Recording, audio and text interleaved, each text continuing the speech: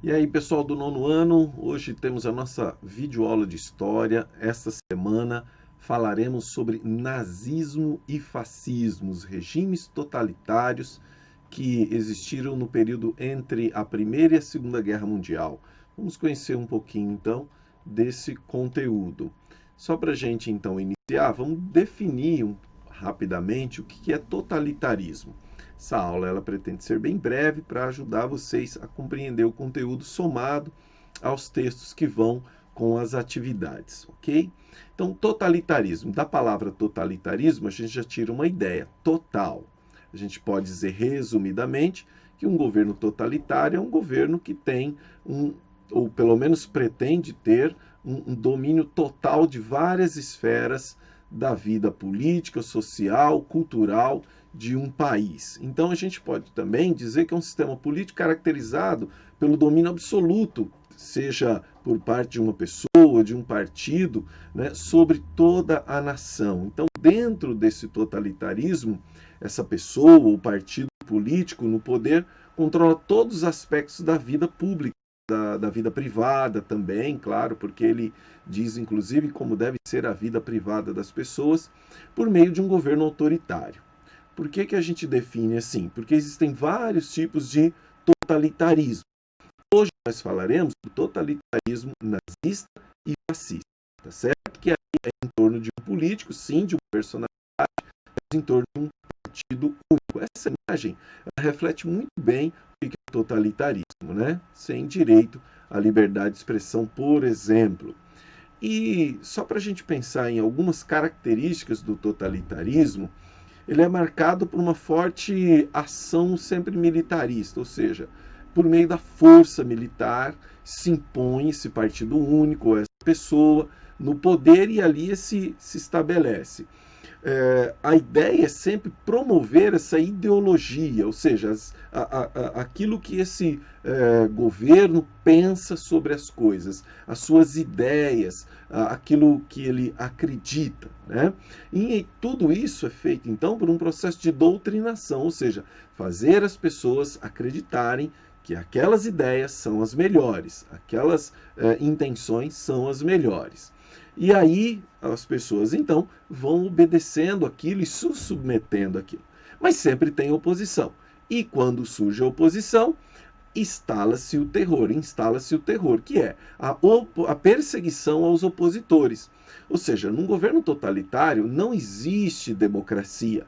Ele é antidemocrático. Por quê? Ele persegue, aprisiona e mata todos aqueles que são seus opositores. Para a gente pensar um pouco mais nessas características, o totalitarismo ele é marcado por um culto ao líder, ou seja, uma veneração do líder. Imagina aí, você já sabe, o Hitler, por exemplo, que era um líder do nazismo, totalitário. Culto ao líder, ele é reverenciado, ele é adorado, como se fosse aí um deus, né? Também ele é marcado pelo unipartidarismo, ou seja, um partido único.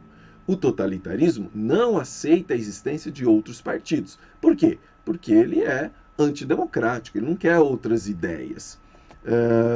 Doutrinação, como eu já falei, é a ideia de colocar na cabeça das pessoas as ideias do governo e fazer elas pensarem que aquilo é o melhor para elas. Também há, é claro, essa centralização de poder. O líder ou o partido, ele detém todo o poder. Como eles são antidemocráticos, eles não deixam outros grupos participarem. E quando algum outro partido pode existir, só pode existir a partir do quê? Da autorização desse governo. Também eles usam o terror, como eu disse agora há pouco. Perseguição contra opositores, prisão, tortura e tudo mais. Um pouco disso aconteceu no regime militar no Brasil.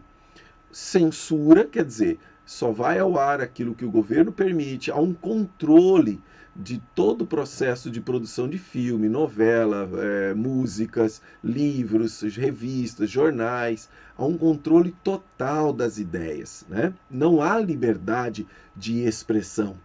Ou seja, você não tem liberdade de expor suas ideias, principalmente se essas ideias forem contra o governo. Militarização, claro, para tudo isso precisa do apoio do exército, apoio das Forças Armadas para se estabelecer no poder e permanecer nele. Criação, então, de inimigos internos e externos. Claro, tudo isso gera oposição. E esses grupos vão se fortalecendo, mesmo com o combate do governo, muitos desses grupos se tornam milícias, grupos paramilitares, que vivem em guerra e podem levar um país à guerra civil para tentar acabar com aquele governo totalitário. Guerra civil é o mesmo povo lutando, uma guerra entre pessoas do mesmo povo. E também o nacionalismo exacerbado. O nacionalismo ele não é um problema. O problema é quando ele ultrapassa os limites. Por exemplo, na Alemanha, onde eles acham que eles são uma raça superior. A raça ariana, né, os arianos. Eles acham que eles são uma raça superior e aí então eles se colocam como superiores e as outras nações inferiores a eles. Tudo bem? Vamos lá. Para a gente pensar, então, vamos lembrar do fascismo. O fascismo é na Itália, mas o nazismo também é chamado de fascismo. Existe o fascismo salazarista, existe o fascismo português, no caso, existe o fascismo de Solano, na Espanha. Então, assim, são vários tipos de fascismos que existem, certo? Hoje se ouve muito falar de fascismo. Fascista, você é fascista e aquilo outro. Mas a gente precisa tomar cuidado com isso daí, bem? Ok. Continuando então, o fascismo italiano, ele surge em 1919, tinha como líder o Benito Mussolini, que era um líder, fazia parte de um grupo chamado Camisas Negras. Camisas Negras ou Camisetas Negras, esse grupo ele se organizou e acabou se tornando um grupo miliciano muito poderoso na Itália, inclusive ganhando o apoio da população, ganhando apoio das pessoas. E aí, a palavra fascista, né, o fascismo, vem de um termo fascio litório, ou seja, a ideia, um feixe de varas. Quando você pega um feixe de varas, aquele feixe fica muito mais forte, difícil de ser quebrado. Essa era a ideia, de unir a Itália para que ela se tornasse mais forte. Mas também eles tinham interesse de resgatar a glória do Império Romano, a glória do antigo Império Romano. E aí, tudo bem, né? Eles queriam, então, essa glória de volta, essa coisa de volta, todo o poder novamente do Império Romano. E o Mussolini chega ao poder em 1922, lembrando que ele era desse grupo de Camisas Negras, que apoia, e aí eles formam o Partido Nacional Fascista, e esse Partido Nacional Fascista, ele faz em 1922 a Marcha sobre Roma. Essa marcha era uma marcha que queria promover os ideais, né, do grupo fascista, dos fascistas, mas também pressionar o Vítor Emanuel III, que era o rei da Itália, a colocar o Mussolini como primeiro-ministro. E eles fazem uma marcha que foi histórica e conseguem. Destitui o primeiro-ministro anterior e coloca o Mussolini. Bom, se você não sabe, num regime que tem primeiro-ministro, é o primeiro-ministro quem manda no país. Ele acaba quem governa, como é na Inglaterra, né? Uma monarquia constitucionalista. O rei não manda nada, no caso da Inglaterra, a rainha, quem manda é o primeiro-ministro. E aí Mussolini agora tinha todo o poder. E com esse poder ele vai governar, então, segundo seus interesses, fazendo perseguição aos opositores, perseguindo todos aqueles que são contrários ao seu governo. Em 1929, um fato muito importante, é assinado o Tratado de Latrão, que é um tratado onde se faz um acordo com a Igreja Católica. Sabe o Vaticano? É o Vaticano lá, onde tem, tal, onde fica o Papa. Foi o Mussolini quem concedeu aquele território como um país dentro da Itália, dentro de Roma, para a Igreja Católica. Então, esse acordo, em troca, a Igreja Católica daria todo o apoio aí, então, ao Mussolini, e foi isso que aconteceu. Bom, o que acontece é que o regime de Mussolini começa até muito bem, num certo sentido, por quê? Porque por meio de obras públicas, vai caindo desemprego e uma série de coisas, a coisa começa a dar uma melhorada. diante da crise de 29, por exemplo, que chegou lá, a crise dos Estados Unidos, chegou na Itália também, no mundo todo. E aí ele começa a dar uma recuperada ali na Itália, mas logo depois eles entram na Segunda Guerra e a gente já fala disso. Então o setor agrícola e industrial passou a ganhar considerável incremento, interrompendo o processo inflacionário da economia. Os preços subindo muito, mas o Mussolini interviu na economia e acabou trazendo uma boa recuperação. Mas, diante disso, essa crise de 29 ainda estava complicando ainda a situação, muito complicada. E uma outra tentativa deles foi essa ameaça, né, de crise, foi tentar ampliar o território italiano. Por exemplo, conseguindo colônias, conseguindo novos territórios. E aí é o que ele faz, né? Invade lá a Etiópia em 1935, e aí ele vai entrar nessa corrida imperialista, ou seja, de dominar regiões na África e outras regiões para tentar trazer algum ganho, né? Dinheiro mesmo para a Itália. Bom, fato é que o Mussolini acaba morrendo, ele entra na Segunda Guerra Mundial, né, apoiado lá em associação aí com o nazismo. Ele entra, mas acaba sendo preso e morto. E aí nós temos o nazismo. O nazismo você conhece. O termo nazista deriva da sigla Nazi, que foi usado como abreviatura para Partido Nacional Socialista dos Trabalhadores Alemães, organizado por Adolf Hitler. Esse é o símbolo do nazismo, inclusive um símbolo proibido de ser feito, não pode ser no sentido, você vai fazer uma pichação de nazismo, defendendo o nazismo, isso é apologia, defesa ao nazismo. A gente usa para fins educacionais apenas, a gente não pode ficar aí fazendo esse desenho, porque ele tem um significado muito pesado, principalmente em relação ao povo judeu, que foi massacrado pelos nazistas. Em 1919, então, o que acontece? A Primeira Guerra termina, né, 1918, 1919, a Alemanha está destruída. Ela teve que pagar multas altíssimas. O Tratado de Versalhes, o Tratado de Versalhes é da Primeira Guerra Mundial, desculpa.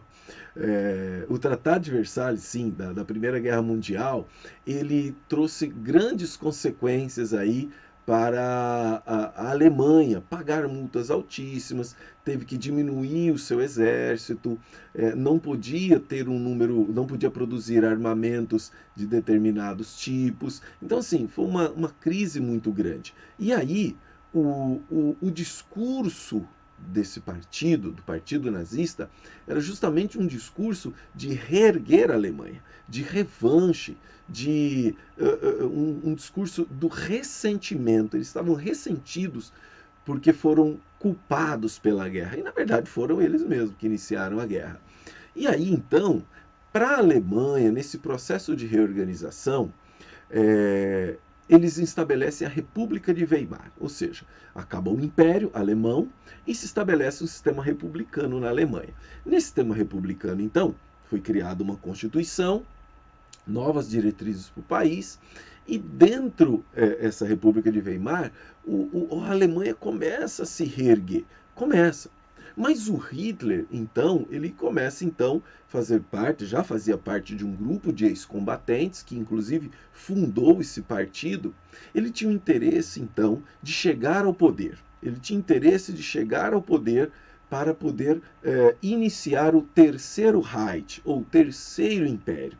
Já havia o Sacro Império Romano-Germânico, o Império Alemão, depois você tem o Império Alemão, no sentido aí que era o que tinha acabado, e ele queria iniciar então o Terceiro Reich, o Terceiro Império, agora uma Alemanha forte, uma Alemanha poderosa, e para isso então ele inicia todo o seu processo político, e é inclusive com esse interesse que ele vai para a Segunda Guerra Mundial. Bom, o Hitler nós já sabemos, né? Ele foi terrível, além das características do totalitarismo que tinha no fascismo, tem aqui também no Hitler, culto ao líder e tudo mais. Uma das coisas marcantes do nazismo é o antissemitismo, ou seja, o ódio a judeus. Você já deve ter ouvido falar então no Holocausto, onde morreram cerca de 6 milhões de judeus, morreram em campos de concentração, de formas terríveis que são indescritíveis, né? Morrer, por exemplo, em câmaras de gás. Eles pegavam um container, lotava de pessoas, depois colocavam ali uma saída de 2 caminhões, por exemplo, mangueira, soltando aquela fumaça para as pessoas morrerem intoxicadas por aquela fumaça. Eles fizeram isso para matar mais rápido, matavam de fome, executados. Terrível, gente. O Holocausto foi uma das coisas mais abomináveis que a humanidade já viu. Essa foto que você está vendo são pilhas de cadáveres, mas são pilhas e pilhas e pilhas e pilhas que fizeram, né? Então, eles acreditavam que os judeus eram culpados de perverter, de prejudicar a Alemanha em vários aspectos aí, né? Então, foi tudo isso que acabou levando esse quadro, inclusive, de expansionismo alemão, de buscar as glórias do passado, de buscar se tornar um novo império, levou a Alemanha, então, à Segunda Guerra Mundial, e com a Segunda Guerra Mundial o Holocausto, e com a Segunda Guerra Mundial também a destruição aí da Europa. Foi muito terrível, né? Mas nós sabemos que, felizmente, os aliados, os grupos, os países poderosos da Europa, inclusive o Brasil esteve na Segunda Guerra Mundial, lutando na Itália, inclusive, com cerca de 25 mil soldados, levando então a vitória contra os alemães. São muitos filmes sobre a Segunda Guerra Mundial, muitas videoaulas mais detalhadas, mais completas, que trabalham esse tema. Existem várias formas de se apresentar isso, né? Então, você pode procurar na internet, coloquei 2 links na atividade do Google Forms de vocês sobre esse tema, ampliando um pouco mais, trazendo novas abordagens aí sobre esse período do nazifascismo, tá bom? E daqui a pouco a gente vai estudar Segunda Guerra Mundial. Tá bom, pessoal? É isso aí. Então, vou só passar aqui, eu tenho algumas fontes, né? Tirei alguns textos e imagens de alguns sites para que a gente possa fazer justiça a quem escreveu, né? A justiça aí a quem pensou essas coisas também na hora de montar as imagens e tudo mais. Beleza, pessoal? Tchau, tchau.